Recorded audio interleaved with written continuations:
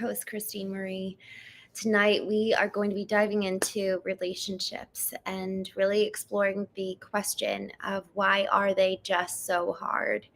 And I was thinking about this earlier today as I was copy editing my book Knowing, which is hopefully going to be released in March of this year. I actually have another book that I want to finish and publish so that Knowing is not my first book. There's something about that I've observed different authors who have had kind of their milestone book, and they will have their milestone book be the first one that they ever publish, and then it doesn't gain the traction, and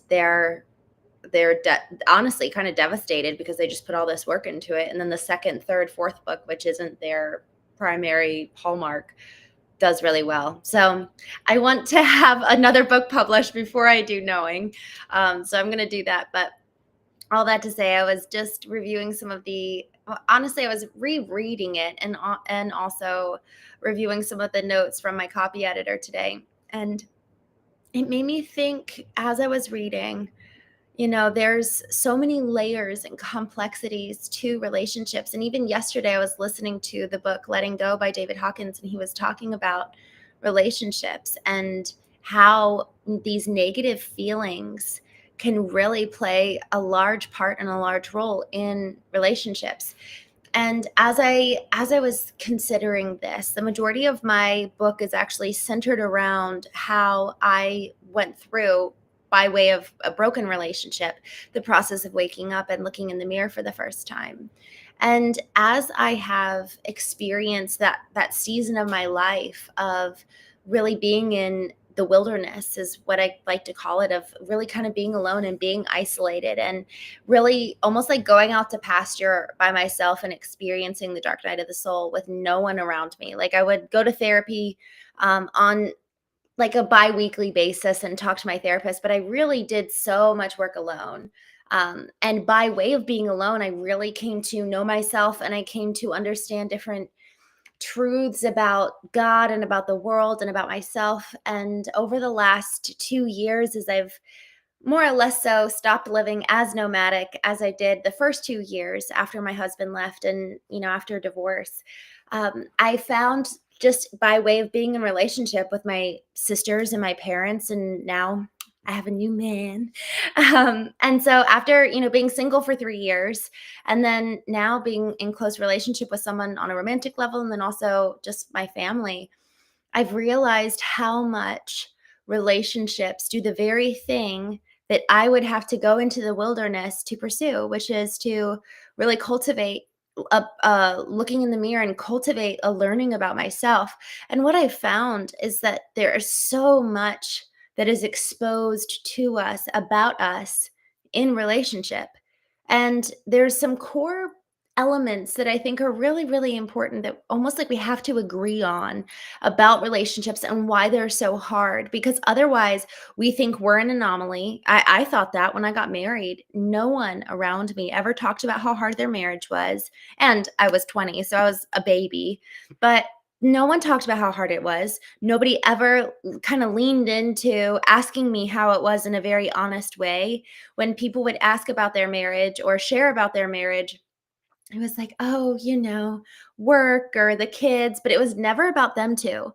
It was never an honest reflection. I feel like I never once, I can't remember a single time during my marriage where I heard another couple really share the honest to God truth about what was happening in their relationship. And it was only at the very end, when we started kind of going through this period where my husband wasn't sure if he wanted to stay, when I learned that someone else was going through a time where they had separated for, I think, about 6 months, and then they had gotten back together. And I like clung to her. I was like, "Tell me what to do. My husband is thinking about leaving and I don't know what to do. And you've been through this." And there was so much help and care that I was able to receive from her because she was honest. And so when we talk on the Knowing Show, the goal is that we're so honest that it's like pulling back the curtain and saying, "Hey, look, this has been my experience. I'm not a clinician. I'm not a therapist. I am not any of those things. I've learned by way of doing, and I'm continuously learning. I want to hear from you. I want you to hear from me, and I want us to hear from others." Because y'all, if we are doing life alone, we are missing missing. It's all the open hand that we could give each other and the companionship and the care. Oh my gosh, I'm going to read this. I sent it to my dad the other day, and then I read it again last night while I was with him. Dick Van Dyke, if you don't know who he is an actor. He's 99 years old. He was in Mary Poppins as the chimney sweep guy, and just always he's still alive, just the biggest smile on his face. And he's literally 99 years old. I don't know if you can see him here, the shot. Look, he's so old and cute. And he said this: I've made it to 99 in no small part because I have stubbornly refused to give in to the bad stuff in life. Failures and defeats, personal losses, loneliness and bitterness, the physical and emotional pains of aging. Instead, for the vast majority of my life, for the vast majority of my many years, he says, I have been in what I can only describe as a full-on bear hug with the experience of living. I read that and I got chills, and I even now, y'all, if we do not allow for us to pull back the veil on the state of our soul, on the state of how we're really doing, we are fundamentally unable to receive the bear hug that is the experience of living. And the experience of living goes both ways. It's the good things and the bad things. But if we're trying to hide all the bad things, we're inevitably hiding the good things too, because we're hiding. We can't choose to hide only certain parts of us. Either we're hidden or we're not. Either we're in the light, exposed and vulnerable and open and awake and authentic, or we're hidden. We don't get to choose. We don't get to cherry pick. Even though we think we might, we're inevitably always cutting off a part of us. It's like, oh, I want to cut off and hide my hand, but then the rest of my body's twisted a little bit by putting my hand behind my back. And then people are kind of wondering what's going on. So they're never even seeing you fully because something's missing, and they get the energy that they can pick up when you're not fully present. And you know this. You know when you experience someone else and they're kind of hiding something. We all can sense that. And then it takes away from the integrity of the connection in that moment that could take place because we're kind of feeling suspicious of them. Why are you hiding? What are you hiding? And should I be scared? So when we're engaging with people who effectively have closed the curtain and are not letting themselves be fully seen, they're not able to fully experience life, and we're not able to fully experience them. So, by way of us actually pulling back the curtain and tonight talking about why our relationship's so freaking hard, my hope is that we come to be able to experience life more fully. My hope is that we also begin to live life more consciously, more aware, more with intention. When I was 28 years old, when my husband left, and I felt like I woke up for the first time and I started to really be aware of the world. Like, I started to see the colors in the clouds and in the sky in a way that I never had before. I started to actually hear the snow crunch underneath my boots in a way that I never had before. It just felt like I was living asleep.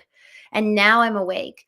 But in being awake, we sense the gravity of the pain, but also the gravity of the joy that's there. Like, really, I love that he said a bear hug with the experience of living. So that's a primary goal of why, and also a ramification of doing the work, of having these conversations of why are relationships so freaking hard? What can I do about it? What am I doing wrong? What are they doing wrong? Like, let's speak the truth. Let's look at the truth. And let's choose something better and choose something different than what was modeled for us. So, all that to say, talking about why relationships are so incredibly hard.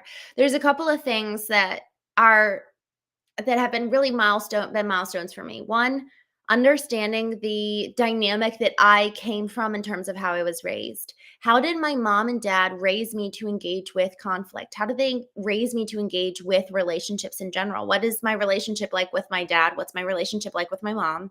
What's my relationship like with my siblings, aunts, uncles? What was it like with friends growing up?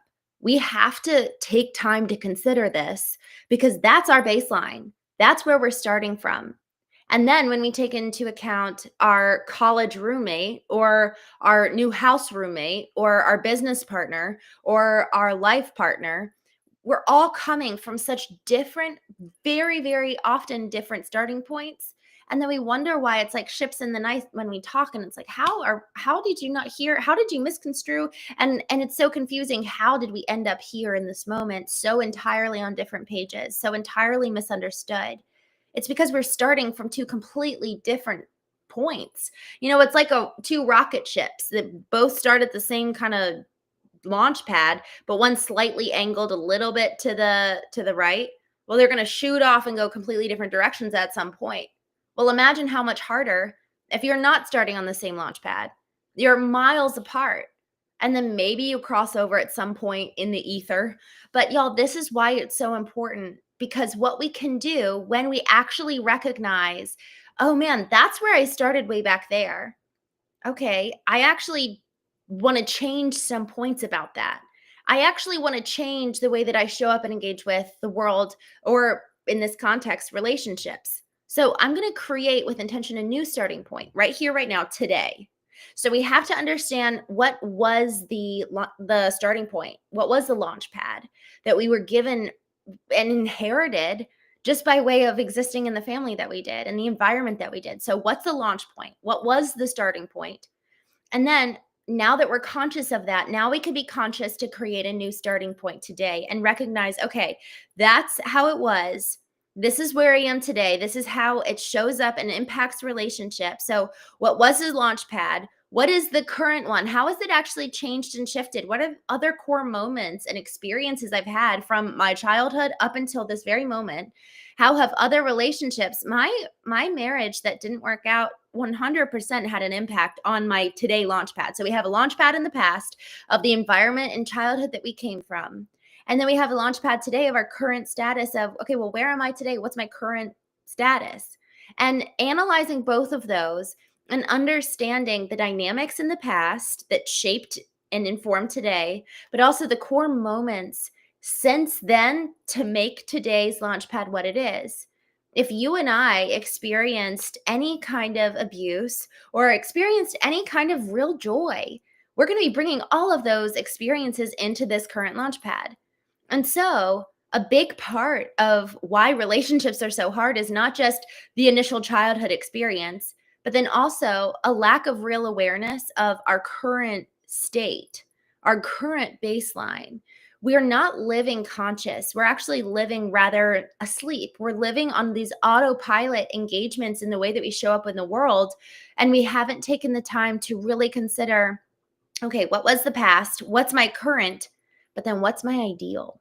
How do I want to engage in relationship? And let's think about it from a business perspective. How do we want to show up to our boss? One of the moments that actually was most formative for me was before I even started my business. I have a branding and marketing business, and we work with founders to develop their brands. But before all of that, one of the most pivotal points for me was when I was, I think, 24 years old, and I had a boss, and I didn't know what a narcissist was, and I didn't, I wasn't privy to all of the gaslighting, all that language that's kind of trending today. But man, it was so hard, and I could not understand her. She was one personality one day, another personality the next day, and she treated you great when she was in a good mood and terrible when she was in a bad mood. And I just could not understand. And because of that dynamic, because of who she was, I had no context. I had never engaged with anyone like that before. So we also have to consider, when we look at why are relationships so hard, we also need to take into account not just the launch pad from the past, not just the launch pad from today, but also, well, what's your personality type? What have you actually personally experienced as well? Like, what makes you you? Because not just what was modeled for us in childhood, not just our personal experience in relationship, but also like the character, quality, and essence of a person, whether they're extroverted or introverted, all of these different dynamics. I really got intrigued with this personality quiz type called the Enneagram. It's ENNEAGRAM, the Enneagram. There's 9 different numbers that represent not just 9 different types, but effectively, in total, you can kind of have different combinations of numbers. And there's a whole math and science to it. So it totals 27 different types of personalities. It's really cool. It's so fun. It's like this little algorithmic pursuit if you ever want to read the book. I actually haven't read the book. I've just read a lot about the tests and taken them, and it's brought a lot of a deeper understanding for me because it focuses on what is the core motivation of a person. Whereas Myers-Briggs, I don't know that one as well, but it's different combinations of different letters. And they represent whether you're intuitive, whether you are more of a thinker, whether you're more of a feeler, whether you're introverted. And based on the combination of numbers, it's how you're perceived by other people around you. Whereas the Enneagram is what is your core motivation? What motivates you? What's your core fear? And that's so, so important because so much of the time we're all making decisions, especially in relationship, based on what we're afraid of, based on the core inner dialogue that we're having with ourselves that honestly really impacts the way that we show up with other people, the way that we show up in business, the way that we show up with our families. And if we don't take the time when we're alone, much less take time to create time to be alone, if we don't take time to think about, well, why did I do that? What am I afraid of? What is the core reason for that decision? What is my real motivation? This is what I consider to be looking in the mirror, like really being honest with yourself. How often am I setting aside the time to really look in the mirror? And here's the thing, like my time in the wilderness after my husband first left, where I really was alone and I wasn't around my family. I wasn't around anyone I loved. I didn't date, my husband was the only person I had ever been with up until that point. And so going out into the dating scene just felt like the wild, wild west. Like I got married when I was 20. I had no idea what to do in the dating world. So I just completely was a hermit. And while I was in that state, I really, really went deep. Jordan Peterson talks about this concept of staring into the abyss, like this black nothing, and effectively going down into the abyss.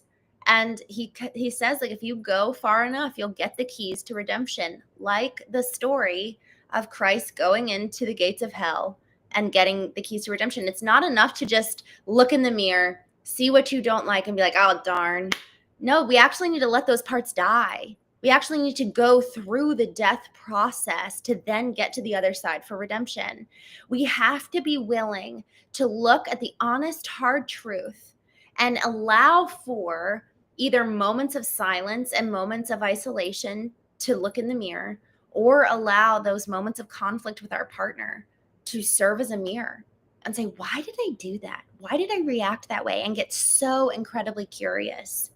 So what's a launch pad from our childhood? What was modeled for us? What did we inherit? What's a launch pad today? What are the core experiences in relationship that shape the way that we actually view relationships? What scarred us? What actually is an ideal for us because we had such a good experience? We want to look at the light and the darkness, everything in between. And then also really taking into account, what are my core fears when it comes to relationships? And so often that is reflected in our times of isolation, looking in the mirror, or it's reflected in times of conflict. And so the way that, looking back at my launch pad and how I was raised, we never did conflict. We never, ever did. If we did ever have a fight, my mom would say, oh, it's time to spend time together. And so it was almost like, okay, well, like, let's just stop fighting and let's just get along because we're kind of forced to. And so we never talked about why. We never got to the root of anything. And in so doing, when I got married and there was no one around me that ever was honest about what was going on in their relationship, I thought that we must have a terrible, terrible marriage. There must be something terribly wrong with me.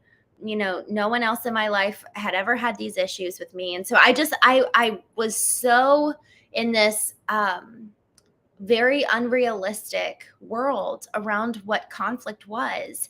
And, there were various points of unhealth. I don't need to go deep into it. The reality about what was so dangerous in that setting for me was that I had no tools on how to engage in emotional upset. So I didn't know how to deal with my own emotions. I also didn't know how to engage in conflict in a healthy way.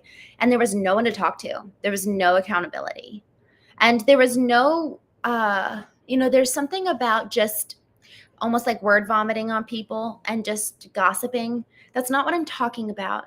I'm talking about having people that we can really come to as like trusted advisors, people who actually have an ideal that we can come to and say, please help me. I want to grow. I want to know the truth.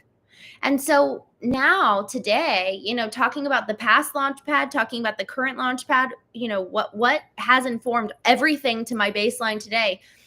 The next question is, what do I want it to look like? And I want to camp out here a little bit because I've really been thinking about I'm considering it like the core tenets of marriage and the core tenets of relationship. And obviously marriage is a higher step, but even when you think about business relationships, when you think about relationships with your mother or father or sister or brother, there's these core elements of what constitutes a relationship that are so incredibly important. Number one is love. And yes, love in business. Love, I learned this in May and it blew my mind. Love, when you look into the Greek word of it, there are 7 different types of manifestations of love. Well, we've only learned like really one when it comes to relationships, and it's romantic love. Or maybe it's like, oh, love you, dude, kind of brotherly, but well, what's the distinction? What do they really, really mean? And so I really went down this rabbit hole back in May and really learned about these 7 different types of love. And, one of the loves is that you actually need to have love for yourself. And I know I've had people kind of fight me on this one, and I fought myself on it too. This whole concept of you can't love others until you love yourself. Someone else said to me, well, no, I know that that's not true because I love my brother. Fair. But if you continue to kind of lean into that concept and you really lean into, well, what does loving your brother really mean? What does it actually look like? The more that this person and I really unpacked love in that context, we actually realized that a lot of that love was actually more so. I mean, yes, there was a love and a loyalty there, but a lot of it was actually predicated in he was meeting his own needs. That's how he felt worthy. That's how he felt like he belonged. So his love and care for his brother was actually just filling a void in himself.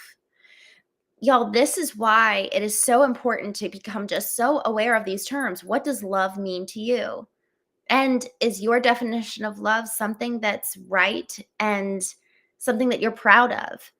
I really sat with my definition of love in May, and that's how I stumbled upon these 7 different types of love, because I was really analyzing my marriage or my former marriage.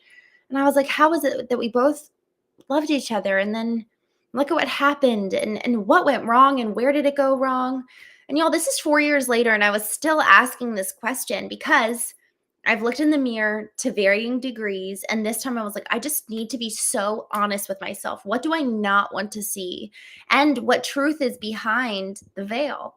So in pulling back the veil and being so incredibly honest with ourselves, we really come to know not just elements about ourselves, but elements about life that makes us more free to be able to experience it, like Dick Van Dyke says in A Big Bear Hug, experience of living. So as I really came face to face with myself in the mirror, I realized that my love for my husband at one point throughout our marriage actually turned into low-key obsession. I was so obsessed with trying to make him happy and so obsessed with trying to make him love me. And it drove me crazy. I was like, why can't, like, what the heck? I was so baffled. I wrote in my journal, everyone else has liked me until now. Like, what is happening? And so there's so much freedom when we actually start to look in the mirror to see the truth, when we start letting the other person reflect the truth back to us.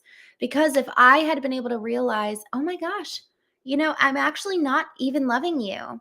I'm actually obsessed with you. And that's not right. How much could that have staved off a lot of emotional pain and upset by just giving so much of these emotions to him that were frankly improperly attributed and distributed? There's so much to be said for all of us taking radical responsibility to look in the mirror, to allow for the frustrations that we have in our partner.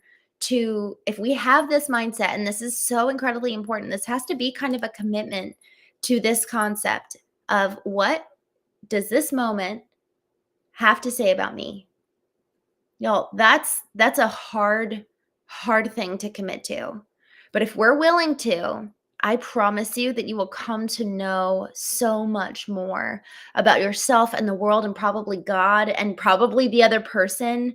Because what's another element here, and this is what I was reading in a book yesterday, is that so often the feelings we have towards somebody else, it's likely somehow being reciprocated. So if you start resenting your partner, they're probably starting to resent you too. But if we're not being willing to be honest and we're ignoring that resentment, and they are too, it's only going to build and build and build and build. And then you wonder why. How is it they're getting divorced 20 years later? Well, it wasn't being addressed throughout the whole time.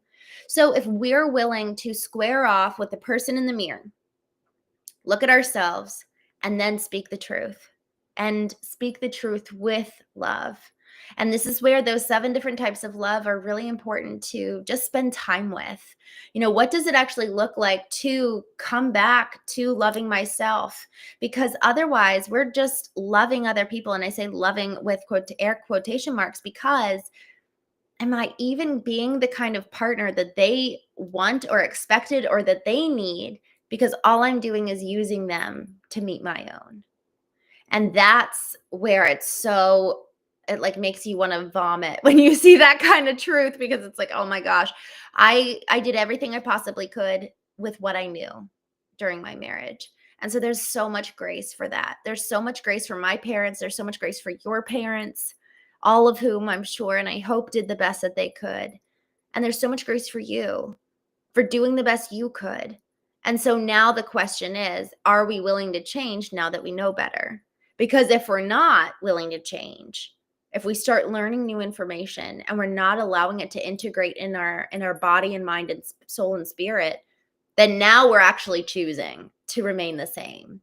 Now we do have a different type of accountability because we actually have the information. Before, there's an element of innocence. Even if we caused harm, there's an element of like, I literally did not know about what codependency was. Well, now I know. So now there's a higher standard. Now there's a higher bar that I'm being held to, that you're being held to. Now that we start learning new ways of being in relationship that's actually healthy, now our standard raises. So coming back to this question of, well, what do you want your ideal for relationship to look like? And then taking that question and assigning it to relationship with your mother, relationship with your dad, relationship with your partner, relationship in business with your boss or business partner, whoever that is, your employee, and really taking radical account for, what do I want this to look like? And am I becoming the person, and am I the person that would allow for that type of relationship to take place? Because so often it's so much easier to point the finger than to look at the 4 looking back at us. And that's where radical responsibility comes into play, whether it's by looking in the mirror, by crafting time to be alone to do that, or whether it's looking at the conflicts you've recently had with whoever of that list I just shared. What do those conflicts have to mirror back to you about you? So why are relationships so hard?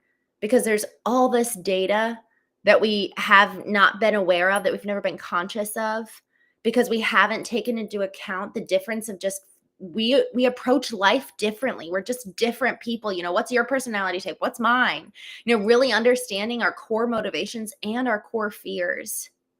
And then also, we don't really actually know what we want. We know what we don't want, but that's not going to help us. We have to set a new target to allow for real change to take place.